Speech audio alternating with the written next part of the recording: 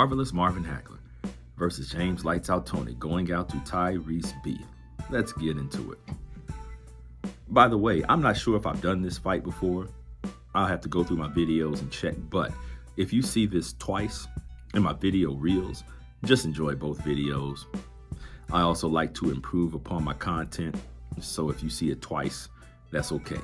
Enjoy both videos. So Marvelous Marvin Hagler versus James Lights Out Toney.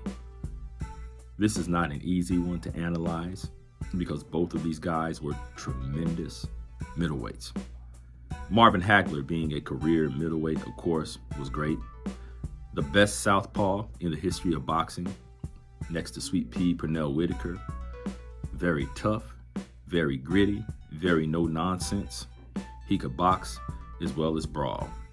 Had a great chin, had tremendous power. James Toney. He was probably at his best when he was in middleweight. That's debatable because, as far as I'm concerned, he was great at all weights. But I think he did his best work at middleweight, possibly. So definitely not an easy fight to analyze, but this would have been great. Marvelous Marvin Hagler, he was a member of the Fabulous Four. And those were the days where everyone fought everyone. The best would fight the best. It wasn't ever a question of if they would fight, it was a question of when they would fight. Same thing with James Toney's era. So a fight between these two was ideal, although they came up in two different eras and dominated in two different eras. So, who has the advantages?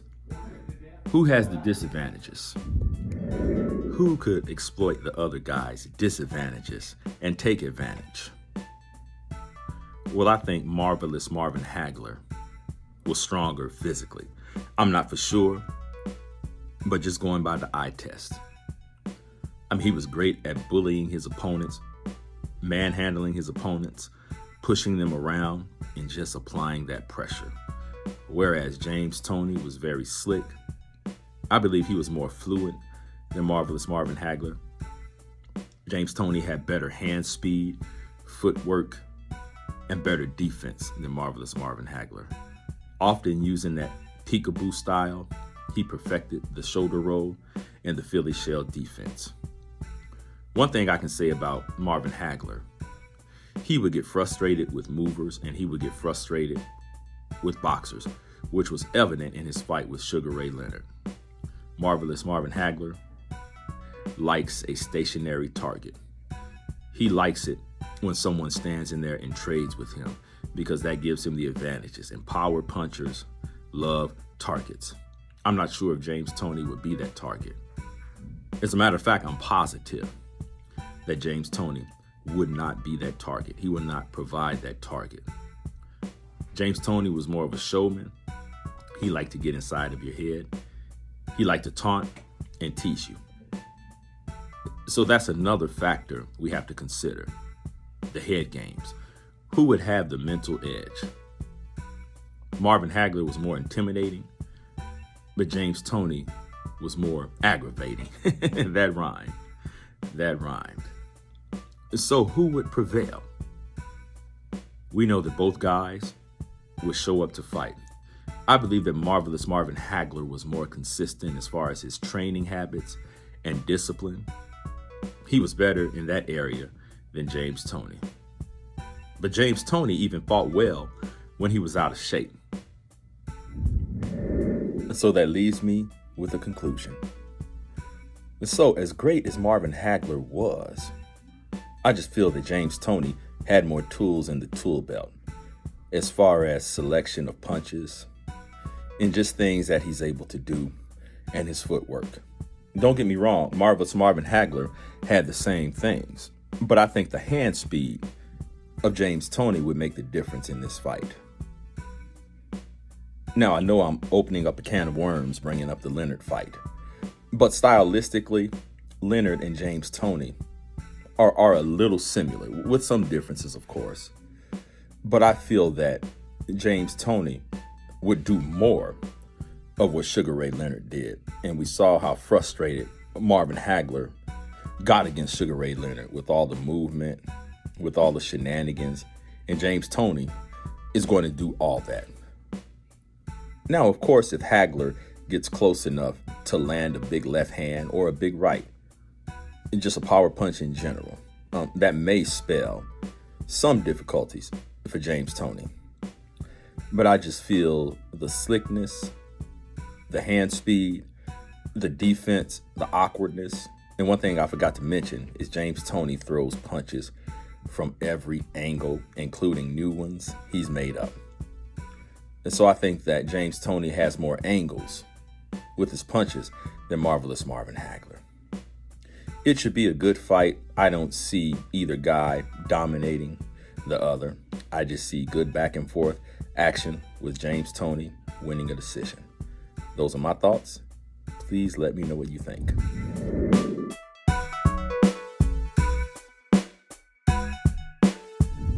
I hate to be this blunt, but I'm finished with Gary Russell Jr. No disrespect. I respect him as a fighter. But why I'm so disappointed in Gary Russell Jr. is when I first saw this guy fight, he was a true phenomenon. I mean, that hand speed was wicked, and the accuracy on his punches was wicked. I mean, this guy was a true talent, amazing. He could have been such a great fighter. And I'll be honest, I don't care about the loss to Lomachenko. This is a running theme in my videos. I'm tired of the whole undefeated thing. Who cares? He lost to another good fighter. It happens. It's boxing. Get over it.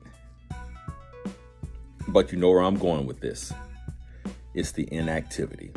For whatever reason, he was just inactive. Now, a lot of people bring up possible reasons.